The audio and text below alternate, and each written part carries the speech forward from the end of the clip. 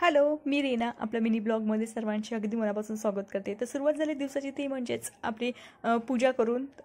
तर छान घर प्रसन्न वाटत आहे. एरवी असं होत नाही, स्कूलचा वगैरे वेट वगैरे थोडंसं मॅनेज करून मागं पुढे होते, पण आज सकाळी सकाळी पूजा झाली तर छान फ्रेश वाटत आहे. त्यानंतर कॅन्टीनमधून सामान लागत होतं जे घरामधलं संपलं, जसं चायपत्ती संपली होती आणि पिस्ता मला लागतच होता, कारण की पिस्ता रुला आणि मला प्रचंड आवडतो, त्याच्यामुळे थोडीफार साबणी लागत होती. तर हे सामान घेऊन आणलं आणि पहिल्यांदाच हे स्प्रे आणले, म्हणजे हे स्प्रे आम्ही पहिल्यांदाच यूज करत आहोत.